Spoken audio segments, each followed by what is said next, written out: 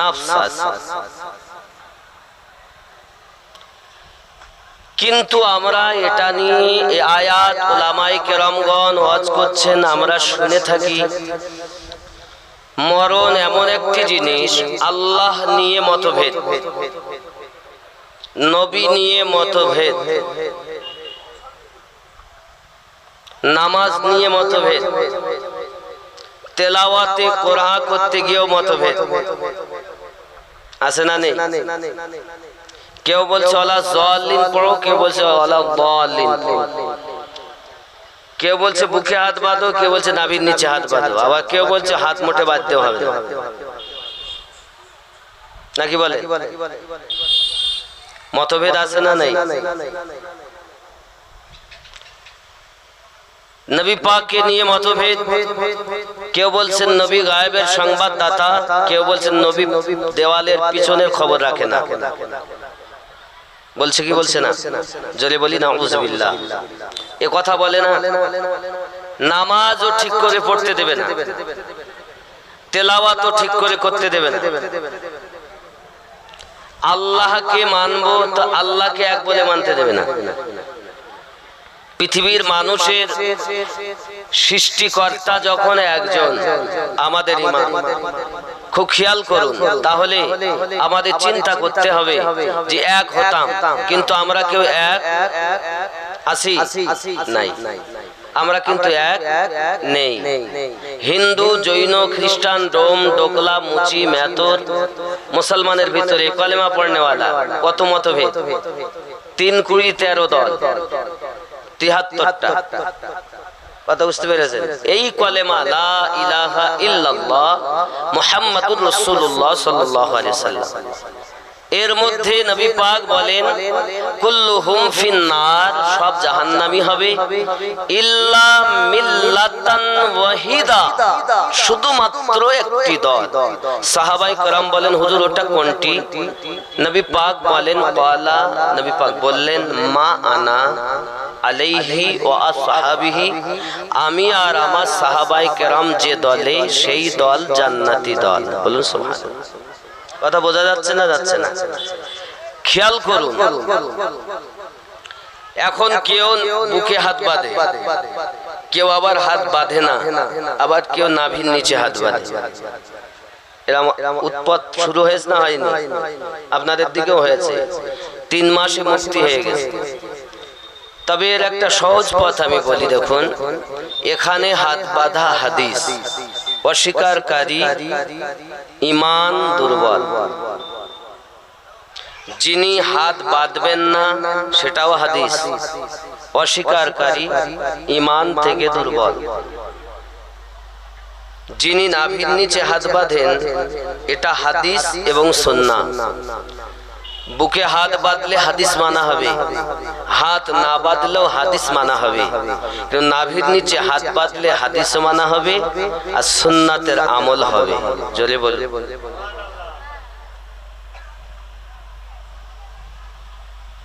কেউ বলে আমরা আহলে হাদিস, সাহাবায়ে কেরাম রিদওয়ানুল্লাহি তাআলা আলাইহিম আজমাইন কেউ আহলে হাদিস হননি, সব আহলুস সুন্নাহ ছিলেন। এখন নতুন উৎপত্তি আহলে হাদিস, যারা হাদিস মানে, এরা বলতে চায় তো ওরা মানে না, আমরা মানি, সুন্নিরা মানে। তাদের কাছে আমার একটা প্রশ্ন, পুরুষ হাত বুকের উপরে বাঁধে, ইমাম সাহেব সূরা ফাতিহাতে যখন দাল্লিন বলেন তখন জোরে আমিন বলে, নারীরা তাদের মধ্যে কেন বলে না? এটা জবাব নিয়ে আসবে। মূল কথা হলো এরা কেউ আল্লাহ মানাতে আমরা এক নয়, নবী মানাতে এক নয়, মরব, শুধু মৃত্যুবরণ করব, এখানে সবাই এক। হিন্দু, জৈন, খ্রিস্টান, ডোম, ডোকলা, মুচি, মেতর, শিয়া, সুন্নি, কাদিয়ানি, লামোচাবি, আহলে হাদিস, আজানগাছি, যাই বলেন, সবাই একমত মরব, মরার পরে আবার এক নেই, শুধু মরণ পর্যন্ত। আপনি খেয়াল করুন, মহান আল্লাহ পাক আল্লাহ তাআলা আমাদেরকে সৃষ্টি করেছেন মাটি দিয়ে, কি দিয়ে? আমরা কি ডাইরেক্ট কেউ মাটি? আদম আলাইহিস সালাম ডাইরেক্ট মাটি, আর আমরা হলাম আদমের আওলাদ, ইনডাইরেক্ট মাটি। ডাইরেক্ট আমাদের পিতা, আমাদের দেওয়াল হবে, কিন্তু ঠেলা দিলে পড়ে যাবে, বাতাস আসলে পড়ে যাবে। পড়বে কি পড়বে না? এই ইটকে যদি জমাট বাঁধাতে হয় তাহলে সিমেন্ট দিতে হবে, পানি দিয়ে তাকে মশলা বানাতে হবে। বালি সিমেন্ট যখন আমরা দিব, যখন তাকে মশলা বানিয়ে তার উপরে ইট রাখবো, কিছুক্ষণ পরে এমন শক্ত হবে বাতাস আসলেও আর পড়বে না, কয়েকজন ঠেলা মারলেও আর পড়বে না। আল্লাহ পাক আল্লাহ তাআলা দেহকে আর রূহকে একত্রিত করার জন্য, জমাট বাঁধানোর জন্য আল্লাহ পাক তৈরি করলেন নাফস থেকে। এই নাফসকে নিলেন, নাফস নিয়ে একটা গার, একটা মশলা তৈরি করলেন, আর এই মশলা রেখে দিলেন। এখন নাফস মরণ হবে, মরণের স্বাদ চাকবে নাফস। দেহরও মরণ নেই, রুহুরও মরণ নেই। রুহু হলো ঊর্ধ্ব জগতের জিনিস। মুমিনের দেহ রুহু যাবে দুইটি জায়গা, ইল্লিন আর সিজ্জিন। পৃথিবীতে মহান আল্লাহ পাক আমাদেরকে সৃষ্টি করে পাঠিয়েছেন, আমরা ওখানে যাব। মুমিন যাবে, কারো বা দেহ, কামিনের দেহ, কারো বা দেহ জমিনে দেওয়ার পর তার রুহু আল্লাহ পাক আল্লাহ তাআলা আসমানে লটকিয়ে রাখে। কথা বোঝা যাচ্ছে? আমি মরণ সম্পর্কে ওয়াজ শুরু করিনি, খালি ছাটাই করছি, ওয়াজ করব বলে। এখন মৃত্যু তাহলে বোঝা গেল কুল্লু নাফসিন, যত নাফস আছে যায়িকাতুল মাউত, মরণের স্বাদ চাখবে। রুহু মরে না, দেহ মরে না। মরে কে? কথা বলে, কি মরে? নাফস। এখন কেউ বলছে মরে গেল, শেষ হয়ে গেল, তারা দলিলের বাইরে। যাবি যেদিন গরু মাঝারে, ভুল ভাঙবে রে সেদিন। শালিমুদ্দিন নকশবন্দি মুজাদ্দিদ রাহমাতুল্লাহ আলাইহি তিনি বলছেন, এ বাংলার, এ ওয়েস্ট বেঙ্গলে যিনি আল্লাহর মেহবুব ছিলেন, নকশবন্দিয়া তরিকায় আল্লাহর আউলিয়া বান্দা ছিলেন। জোরে বলি সুবহানাল্লাহ। আপনি আপনার ঘরের জিনিস চিনতে পারলেন না, অবহেলায় এদিক ওদিক চলে গেলেন। যাবি যেদিন গরু মাঝারে, ভুল ভাঙবে রে সেদিন।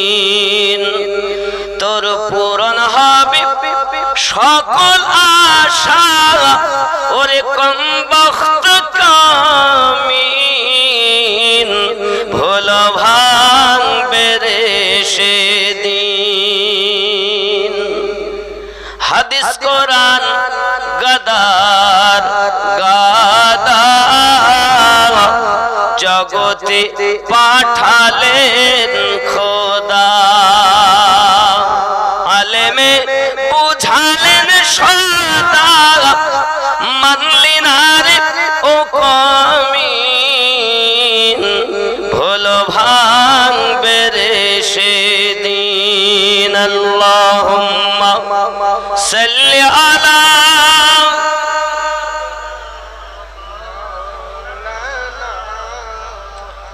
وعلى آل سيدنا। আব্বাজি আমার সোনা মানিকেরা, মৃত্যুবরণ যখন আপনি আমার নাফসের মরণ হয়ে গেল, যেমন আপনি ইটের দেওয়ালকে যদি ভাঙতে চান, মশলা যদি বার করে নেন, দেওয়াল পড়ে যাবে। ঠিক যখন নাফসকে আপনার কিনা মরণ দেওয়া হয়, রুহটাকে টেনে বার করে নেওয়া হয়, সঙ্গে সঙ্গে সাদের দেহ পড়ে যায়। দেহ পড়ে যায়। আমার বন্ধু মালাকাল মাউত আজরাইল ফেরেশতাকে আল্লাহ পাক এত ভয়ানক বানিয়েছেন, পৃথিবীর সমস্ত পানিগুলোকে যদি একত্রিত করে তার মাথায় ঢালা হয়, সম্পূর্ণ মাথার কেশগুলো তার ভিজবে না। আল্লাহর ফেরেশতা মালাকাল মাউত পৃথিবীর সরজমিনে মহান আল্লাহ পাক এত ভয়াবহ বানিয়েছেন। আল্লাহর নবী হযরত ইব্রাহিম আলাইহিস সালাম বলেছিলেন, আয় আমার মালাকাল মাউত, আমি একবার আপনাকে দেখতে চাই, আপনি যে আকৃতিতে বেঈমানদের রূহ কবজ করেন একটু দেখান। মালাকাল মাউত বলেছিলেন, ওগো ইব্রাহিম আলাইহিস সালাম, আপনি আমার ওই দৃশ্য থেকে সহ্য করতে পারবেন না, দেখান না একবার আপনি কেমন। ঠিক আছে, আপনি মুখটা ফেরান। যে অন্যদিকে ঘুরিয়েছেন মালাকাল মাউত তার সেই রূপ ধারণ করেছেন যে রূপে পাপীদের আপনার কিনা রূহ কবজ করা হয়।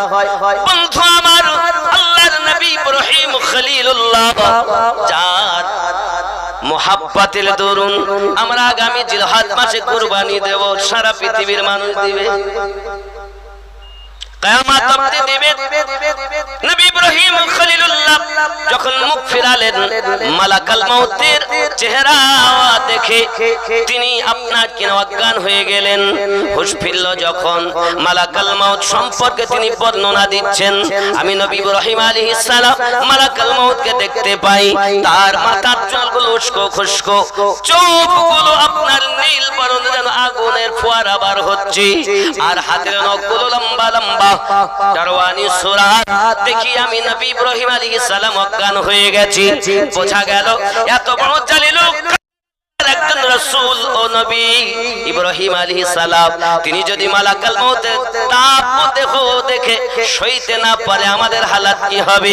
তিনি বর্ণনা দেন, আল্লাহর বান্দা এবং বান্দির জন্য মালাকাল মাউত মনের কষ্ট দিবে সেটা আলাদা, শুধু যদি ভয়ানক সূরাত দেখে একজন মানুষের জন্য এই কষ্টটাই সবথেকে বেশি, আর কিছু লাগবে না। নবী ইব্রাহিম বলছেন। আব্বাজি আমার সোনা মানিকেরা, খুব ভালো করে মাথার ভিতরে রাখুন, ইব্রাহিম আলাইহিস সালাতু ওয়াস সালাম তিনি বলতেছেন মালাকাল মাউত সম্পর্কে। আব্বা আমার সোনা মানিকেরা, পৃথিবীর সরজমিনে মালাকাল মাউত সম্পর্কে প্যারা নবী সাল্লাল্লাহু আলাইহি ওয়াসাল্লাম ইরশাদ করেছেন, তাকে আল্লাহ পাক এত দারওয়ানি সূরাত দিয়ে দুনিয়ায় সৃষ্টি করেছেন বাবা, तमाम পৃথিবীটা তার কাছে এমন হাতের তালুর মতো, এমন কি সমস্ত কিছু তার কাছে আপনার হাজির হয়ে আছে। যেমন আপনার এন্ডোকোষের সঙ্গে তুলনা করা হয়েছে, যেটা আপনার মানুষের দুই হাঁটুর মাঝে থাকে, এন্ডোকোষ বলা হয় যাকে। এরকম तमाम পৃথিবী, সাত আসমান জমিন তার কাছে এমন। আল্লাহর ফেরেশতা মালাকুল মাউত আরশে আজিমের কাছে, আব্বা আমার একটি বৃক্ষ আছে যেখানে তার নাম হলো তুবা গাছ। এই তুবা গাছের পাতাতে প্রত্যেক মানুষের নাম লিপিবদ্ধ আছে। আব্বা আমার মালাকুল মাউত বসে আছেন, সম্মুখে একটা আপনার কিনা তখ্ত রাখা আছে, সিংহাসন রাখা আছে। সিংহাসনে তিনি বসে, টেবিলের উপরে আপনার ওই তার নামের পাতাটা পড়ে যায়। আপনি হয়তো বলবেন, আমিনউদ্দিন ভাই, এই যে দেখলাম একটি জাহাজে যেতে গেলে জাহাজ হাইজ্যাক হয়ে গেল, 700 মানুষ। আল্লাহ পাকের বিনা অর্ডারে কারোর মৃত্যু হবে না। এই আমার সোনা মানিকের, এটি হলো আমাদের ঈমান। আল্লাহ পাক, আল্লাহ তাআলা সবই কিছু জানেন। ওই 700 মানুষের নামের মরণের লিস্ট মালাকুল মাউতের কাছে তার ইন্তেকালের 40 দিন আগে পড়ে গেছে, বলি তার মৃত্যু সংগঠিত হয়েছে। এর নাম হলো আল্লাহর প্রতি ঈমান। কথা বুঝেছেন? যেমন আপনারা দেখলেন একটি পরিবার উমরায় গেছে, মক্কা থেকে মদিনায় যাওয়ার পথে অ্যাক্সিডেন্ট, কি তেল, ওই তেলের গাড়ি আগুন ধরে গিয়ে এখানে আক্রান্ত হয়ে পুরাকে পুরো একটা ফ্যামিলি শেষ। দেখেন গেল তারা উমরায়, আর ফিরল না। এ সাধের বাড়ি ঘর কোথায় থেকে গেল? আত্মীয় স্বজন কোথায় থেকে গেল? আশা করে এসেছি বাড়ি থেকে জালসায় যাব, কিন্তু এখান থেকে বাড়ি যে যাব এর কোনো গ্যারান্টি আছে? আছে? গ্যারান্টি তো নেই। প্যারা নবী সাল্লাল্লাহু আলাইহি ওয়াসাল্লাম বলেন আখিরি জামানাতে আমার উম্মতেরা তিনটি জিনিস চাইবে না। সাহাবায়ে কেরাম রিদওয়ানুল্লাহি তাআলা আলাইহিম আজমাইন বলেন ইয়া রাসূলুল্লাহ ইয়া হাবিবাল্লাহ এই তিনটি জিনিস কি আপনি বলুন। প্যারা নবী সাল্লাল্লাহু আলাইহি ওয়াসাল্লাম বলেন ইয়া পৃথিবীর জমিনে কেউ চাইবে না যে আমি গরিব হই। এখন কেউ চায় আমরা কেউ গরিব হব? দুই নাম্বার প্যারা রাসূল প্যারা জবান মোবারকে ইরশাদ করলেন পৃথিবীর জমিন মানুষ কেউ চাইবে না যে সে অপমানিত হবে। আমরা কেউ চাই এখানে যারা অপমান হবে? আমরা কেউ আমাকে অপমান করুন? সন্তান মানুষ করছে সুনাম কামাবে, তাই ডক্টরি পড়াচ্ছি, ইঞ্জিনিয়ারিং পড়াচ্ছি, হাফেজি, মাওলানা, মুফতি যাই পড়াই সুনাম হবে নাকি, প্রতিষ্ঠিত হবে সন্তান আমার। তো কেউ চায় না। তিন নম্বরে নবী পাক জানিয়েছেন আমার উম্মতের ভিতরে আখিরি জামানায় এমন হালাত হবে কেউ চাইবে না যে মৃত্যুবরণ করব। আজ যদি জানতাম আমি ওখানে গেলে আমার মৃত্যু হবে আমরা যেতাম না। আব্বাজি আমার হিংসা করে জিদ করে জীবন দেওয়া যায় না, কিন্তু প্রেম করে জীবন দেওয়া যায় না। আল্লাহর হাবিবের সাহাবায়ে কেরামকে আপনি দেখুন, তারা সব প্রেম করে জীবন দিয়েছে।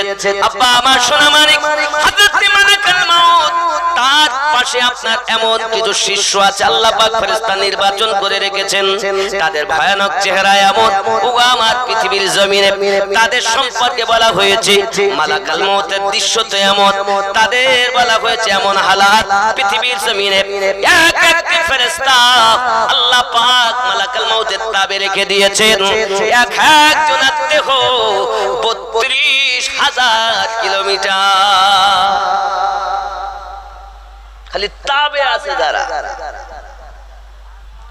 বন্ধু আমার পৃথিবীর সরজমিনে আমাদের চিন্তা করা দরকার, এই ফেরেশতার দেহ যদি এমন হয় কি হবে তাহলে উপায়। আব্বা আমার শুধু এতটুকুই নয়, আল্লাহর হাবিব সাল্লাল্লাহু আলাইহি ওয়াসাল্লাম ইরশাদ করেছেন পৃথিবীর সরজমিনে মালাকুল মউতের তাবেদে সব ফেরেশতাগণ রয়েছেন। আব্বা আমার যখন পৃথিবীর জমিনে মালাকুল মউত আসতেন, আগে যখন রূহ কবজ করার জন্য এসেছেন আল্লাহর নবী ইব্রাহিম আলাইহিস সালামের কাছে মানবের রূপ আকার ধারণ করে, আব্বা আমার সুলাইমান পয়গম্বরের কাছে এসেছেন মানুষের রূপ ধারণ করে, এমনি করে আপনার নবী মুসা আলাইহিস সালামের কাছে এসেছেন মানুষের রূপ ধারণ করে।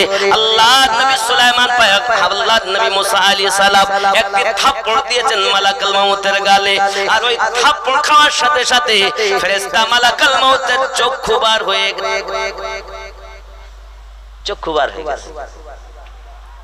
কেমন নবী তিনি, এক চড়ে ফেরেশতার চোখ বার করে দিলেন।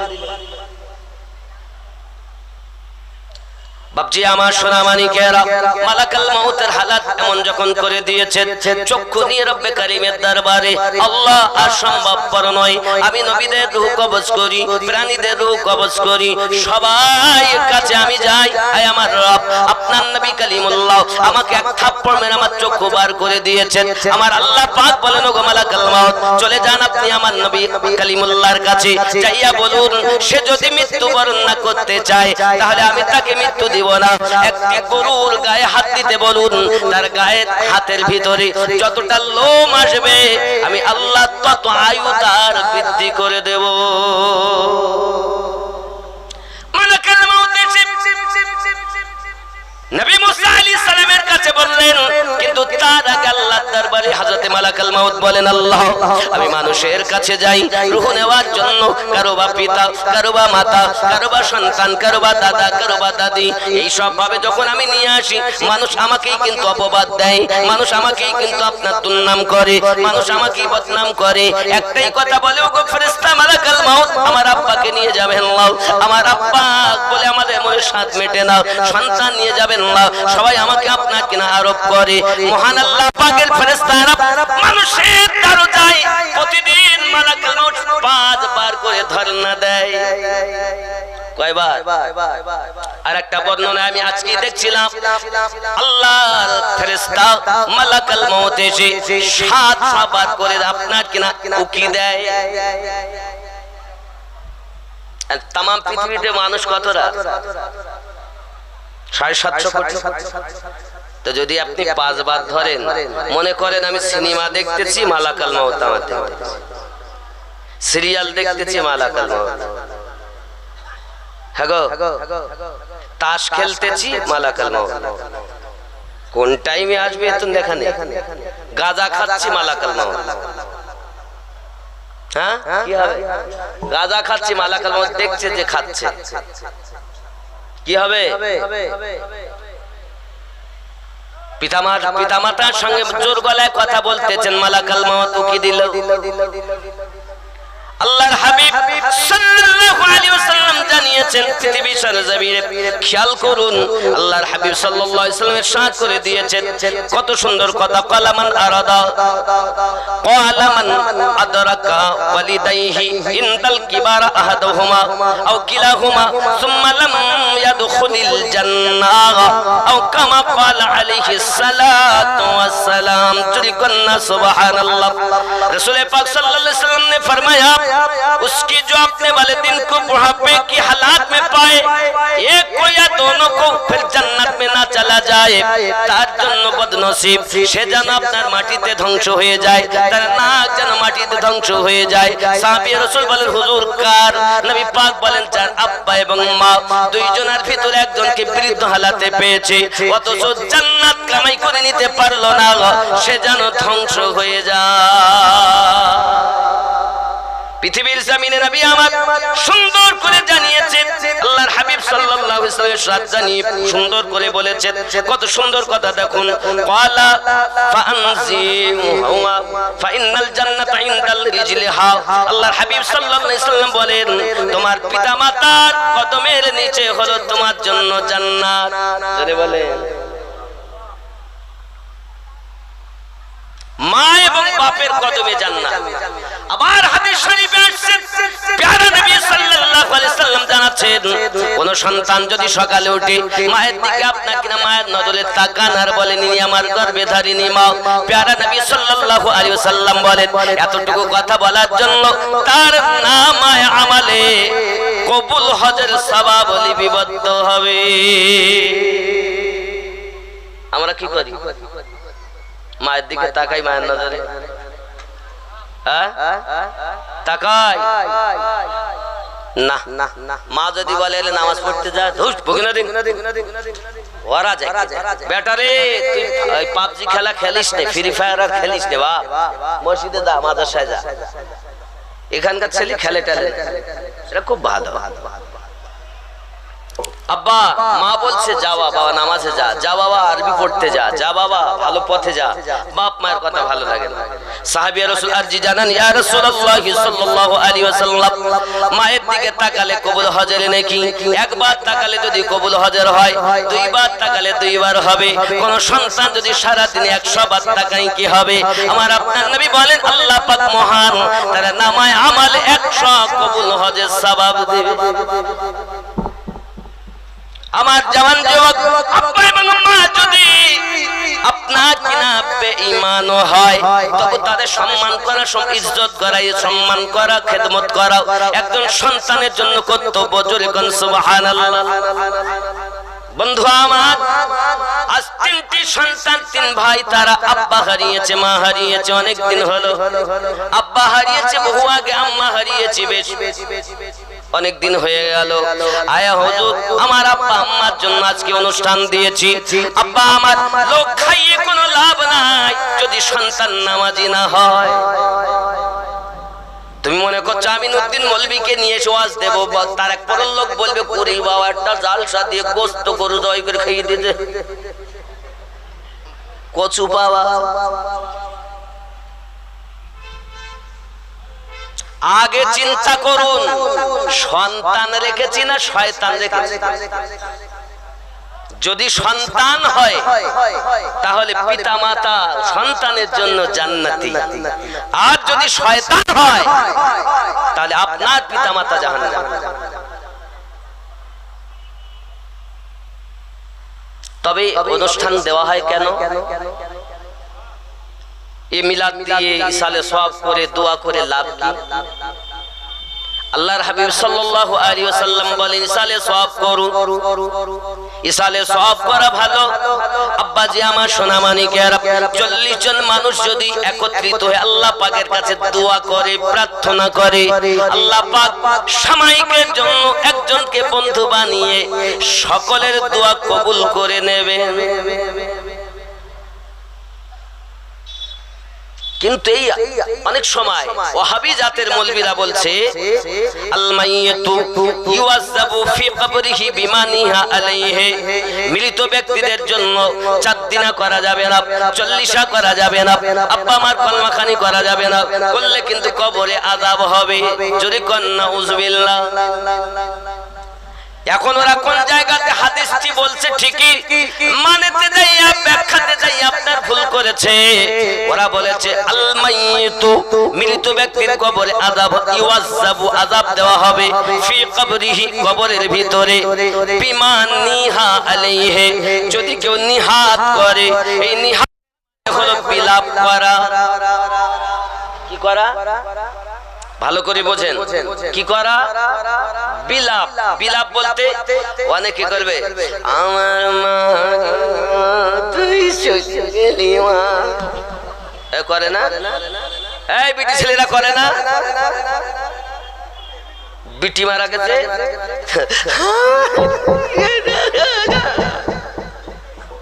কিসের জন্য ওয়াজ শুনতে এসেছেন? মায়েরা যারা আমার বক্তব্য শুনছেন, পায়ে ধরে বলি আল্লাহর হাবিব এটার জন্যই বলেছেন বিলাপ করলে, মা যদি সন্তান বিটি মারা গেছে তার জন্য করে কবরে আযাব, বেটার জন্য করে কবরে আযাব, বাপের জন্য করে তো কবরে আযাব, মায়ের জন্য কাঁদে। আল্লাহর হাবিব বললেন বিলাপ করা যাবে না। আর ওয়াহাবি জাতের মৌলবি মৃত ব্যক্তির দুশমন বলছে 4 দিনে করা যাবে না, 40 করা যাবে, কলমাখানি করা যাবে। কথা বুঝতে পারছেন আমার? তাহলে বিলাপ কারে বলে? কেউ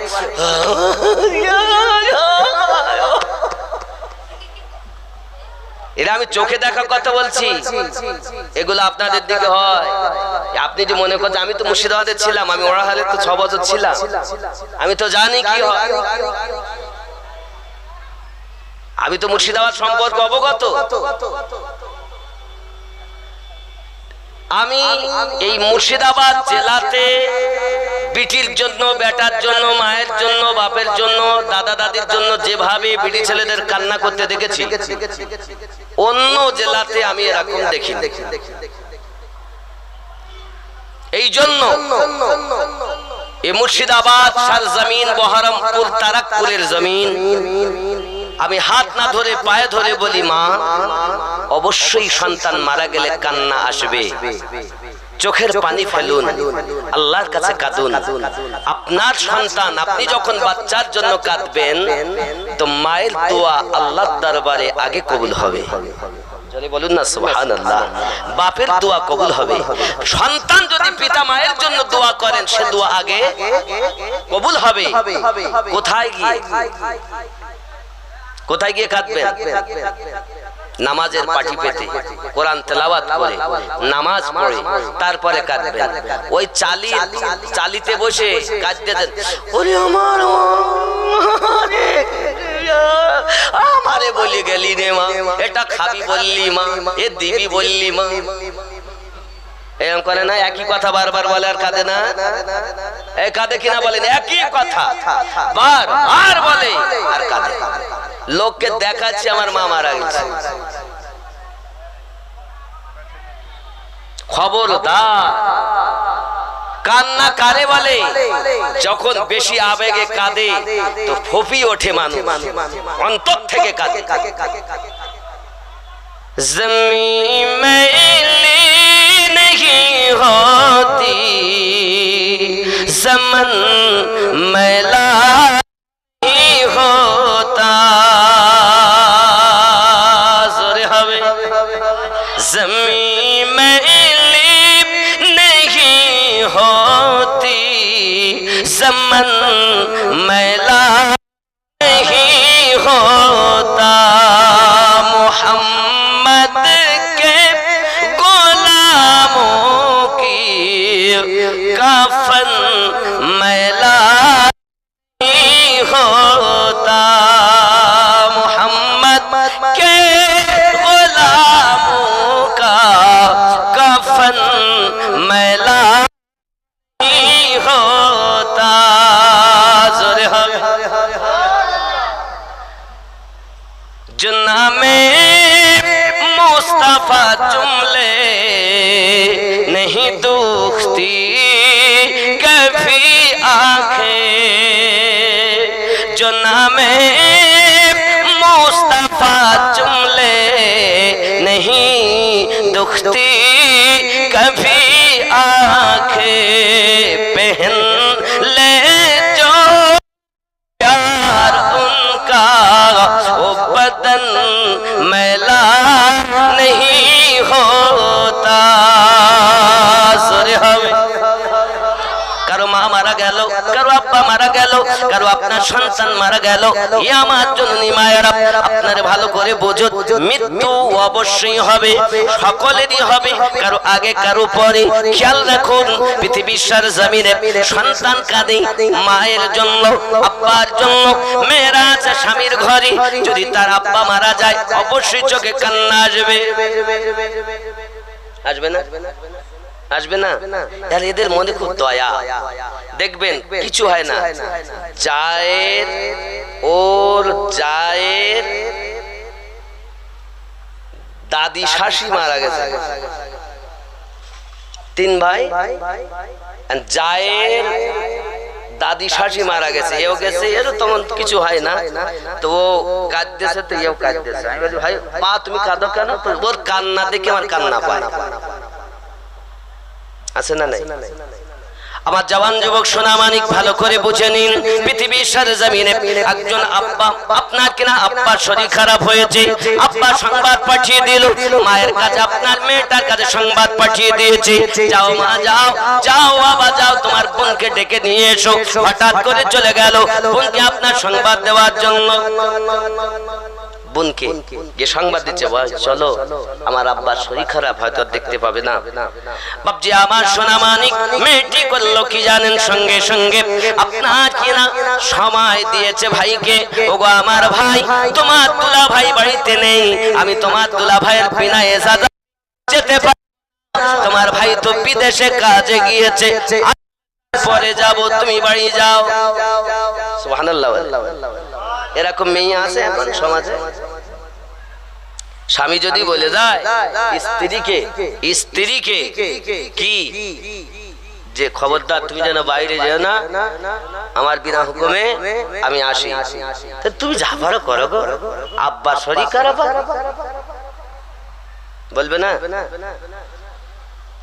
জানেন স্বামীর হক কত আল্লাহ রাসূল সাল্লাল্লাহু আলাইহি ওয়াসাল্লাম বলেছেন যদি আল্লাহ ছাড়া কাউকে সিজদা করার হুকুম হতো প্রত্যেক নারীকে বলা হতো স্বামীকে সিজদা করো আল্লাহ ছাড়া কাউকে সিজদার হুকুম নেই এজন্য স্বামীর খেদমত করো তার বিনা ইজাজতে কিছু করো না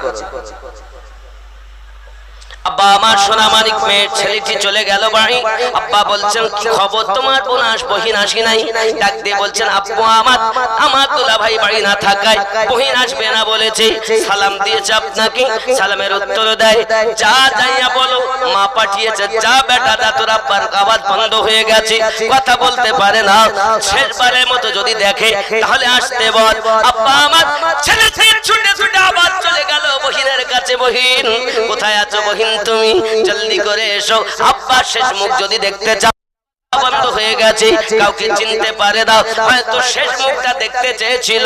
যদি শেষবারের মতো দেখতে চাও চলে এসো।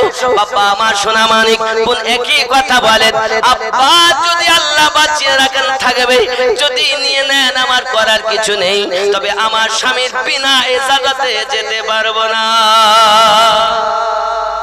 এখনকার মতো টেলিফোন ছিল না আব্বা আমার, তখন অনেক আপনার কি পরিস্থিতি নেই, সংবাদ পাঠাবে আসবে দূরের ব্যাপার।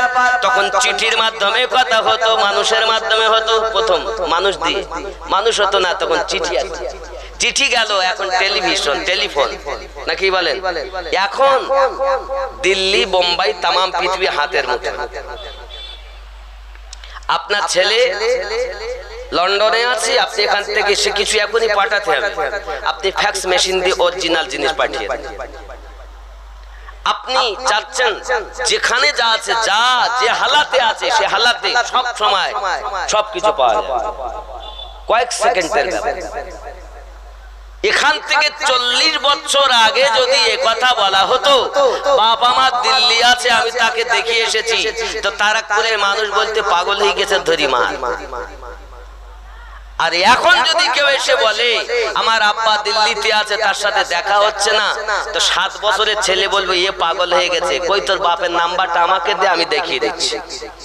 কারণ 40 বছর আগে টেকনোলজি ছিল না, এই জন্য এ সম্পর্কে মানুষের ধারণাও ছিল না, ঠিক কিনা বলে? আমার কথা বুঝতে পারছেন না? এখান থেকে 40 বছর আগে হয়নি। আমি তো মুর্শিদাবাদে বিয়ে করেছি। আমার যখন বিয়ে হয়েছে, বিবাহের পর যদি ফোনে কথা বলতে যাও তো 1 কিলোমিটার যেতেই শ্বশুর সঙ্গে কথা বলতে হতো। আমরা বাড়ি থেকে হাসনাবাদ থেকে 9 কিলোমিটার আমার বাড়ি, তো এপারে আসতে হতো কথা বলার জন্য। কি সমস্যা আব্বা আমার, এ তো এখন আল্লাহর মর্জি। যাই হোক না কেন বাবা, এমন সময়তে আপনার আবার ভাই ফিরে গেল, তৃতীয়বারে আবার এসেছি। আব্বা আমার দুনিয়া থেকে ইন্তেকাল করেছি। বোন আমার চলো না শেষ মুখটা দেখে নেবে, চলো বোন আমার যাই। বহিন যায় না বাবা, বহিন আপনার কিনা গেল না, ভাই বাড়িতে চলে গিয়েছে। যাওয়ার পরে দেখা গেল আপনার কিনা তার দাফন হয়ে গেল, কাফন হয়ে গেল, সব সমাপ্ত হয়ে গেছে। আব্বা আমার কয়েকদিন পর স্বামী বাড়ি এসেছে, সংবাদ দেয় স্ত্রী খেদমত করে তার, আর বলতেছে স্বামী আমার পিতা দুনিয়া থেকে ইন্তেকাল করে গেছেন। স্বামী বলছে তুমি যাও, আপনি আমাকে মানা করে গেছেন, কেমন করে যাব? আপনার বিনা হুকুমে তো আমার বাড়ির বাইরে যাওয়া নিষেধ ছিল। আমার আব্বা ইন্তেকাল করেছে, আমি তাও দেখতে যাইনি। জলদি করে গুছিয়ে নাও, আমরা যাব। স্বামী আর স্ত্রী দুইজনা চলেছেন। আব্বা আমার এমন সময়তে ভাই বলে, এলাকার মানুষ বলে তোমার ভাই গেল দেখতে ডাকতে, তুমি এলে না, এখন কি করতে এসেছো? না চাই ভালো ছিল। কোথায় আব্বাকে দাফন করা? ওই গোরস্থানের ভিতরে দাফন করা। আব্বাজি আমার সোনা মানিকেরা কবরস্থানের বাইরে থেকে মেয়েটি আপনার কিনা দাঁড়িয়ে দাঁড়িয়ে আব্বার কবরটা চিন্তা করে, এইদিকে আব্বার কবর, স্বামী ভিতরে ঢুকে গেছে জিয়ারত করে শ্বশুর আব্বার কবর। আব্বা আমার সোনা মানিকেরা হঠাৎ করে ওখান থেকে যে আপনার কিনা যতটুকু কান্নাকাটি দোয়া করার মতো করে বাড়িতে গিয়েছে, খাওয়া দাওয়া করে আর রাতের বেলায় ঘুমিয়ে গেছে। ঘুমিয়ে স্বপ্নে দেখতেছে তার পিতা জান্নাতের আরাম ভোগ করতেছে। কোন বর্ণনাকারী বর্ণনা করতেছে এই ব্যক্তি দুনিয়ায় পাপী ছিল বটে, তবে তার একটি কন্যা নেককারিনী রেখেছিল, যে কন্যাটা শরিয়াতে মুতাহারার পাবন্দি করত, ওয়াদা ফরজ কখনো তরক করত না, স্বামীর অর্ডার কখনো অমান্য করেনি।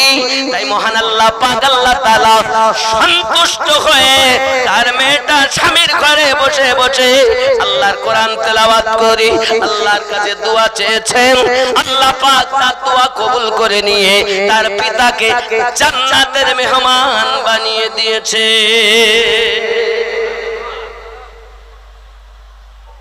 এরকম হও, বুক পিটিয়ে দেশের লোক জানিয়ে লাভ নেই।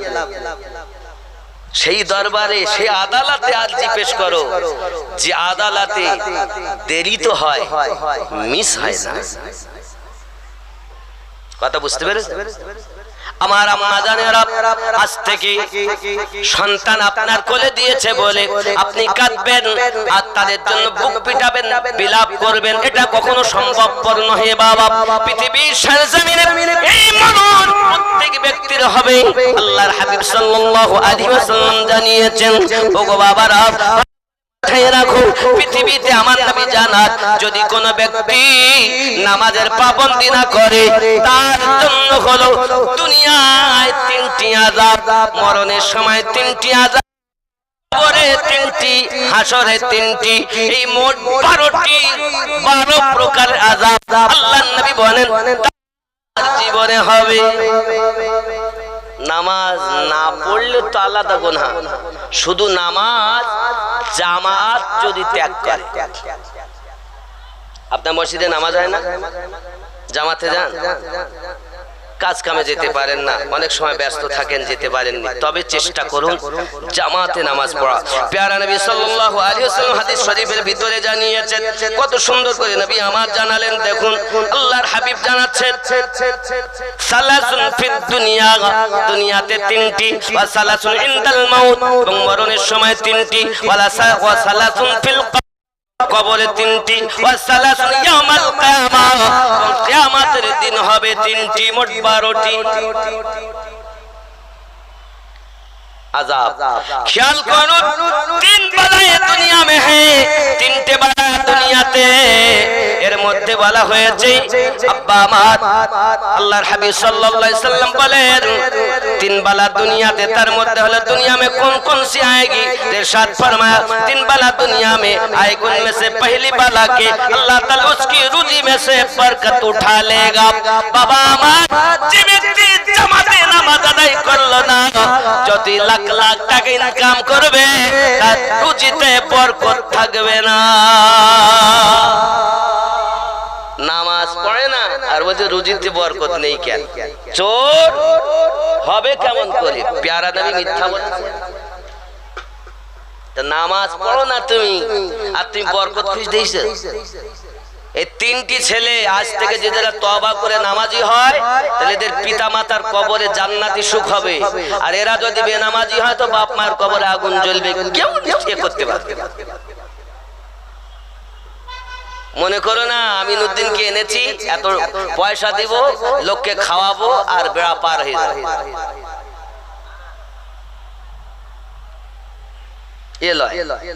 কথা বুঝেছেন? আমি এসেছি আমার কথা বলার জন্য নয়, আল্লাহ আল্লাহর নবীর কথা বলতে এসেছি, ঠিক কিনা বলে?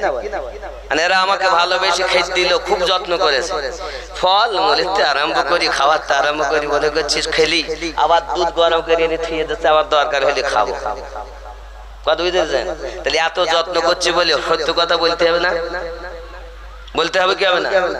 তবে আজকে যখন এসেছে আমরা সবাই মিলে ওনাদের জন্য দোয়া করব, আল্লাহ যেন সন্তান 3টিকে, যে কটা বাচ্চা বাপ আর মা রেখে কবরে চলে গেছে, ছেলে এবং মেয়ে বা যাই আছে নাতিপুতি, আল্লাহ সকলকে যেন নেক বানিয়ে দেয়। বলুন না ইনশাআল্লাহ?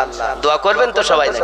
সবাই সবাই আমরা বলি ফি আমানিল্লাহ, দোয়া করব। এর মধ্যে থেকে একজনের যদি দোয়া কবুল হয় তো এই বেটাগুলো নেক হয়ে যাবে, আব্বা মা কবরে শান্তি পাবে, ঠিক কিনা? তবে হাদিস শরীফে আরো আছে, নবী পাক বলেছেন মুসাফিরের দোয়া কবুল হয়। কবুল হয়, নাও তো হতে পারে, নাকি? এই জন্য খেয়াল রাখতে হবে, বিশ্বাস হয়। আল্লাহর হাবিব সাল্লাল্লাহু আলাইহি সাল্লাম বলেন, 1 নাম্বার হলো তার দুনিয়াতে রুজিতে বরকত উঠে যাবে, কারণ সে ব্যক্তি নামাজ আপনার ঠিকমতো আদায় করে না। 2 নাম্বার আল্লাহ পাক আল্লাহ তাআলা তার চেহারা থেকে নূর তুলে নেবে। আব্বা আমার বেনামাজি মানুষ যদি হয়, বেনামাজি ছেলে যদি হয়, আব্বা আমার তার চেহারাতে নূর থাকবে না। যতই পরিষ্কার দেখতে হোক, তার চেহারায় বাদর বাদর লক্ষণ থাকবে।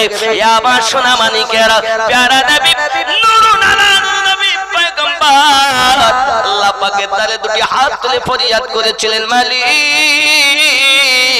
দাউদ আলাইহিস সালাতু সালামের জামানায় ওনার উম্মতেরা কথা শুনেনি বলে আপনি কারো প্রতি কাউকে আপনার বাদরের আকৃতি বানিয়ে দিয়েছেন, কারো প্রতি আপনি আগুনের বর্ষণ দিয়েছেন। কোন নবীর জামানাতে আমি আপনার কাছে ফরিয়াদ করি, আমার উম্মতানেরা 50 ওয়াক্ত নামাজ থেকে 5 ওয়াক্ত নামাজে এসে দাঁড়িয়ে গেল, যদি কেউ নামাজ তারা করে ফেলে আপনি যেন আগুনের বর্ষণ দিবেন, তাদেরকে বাদর বানিয়ে দিবেন।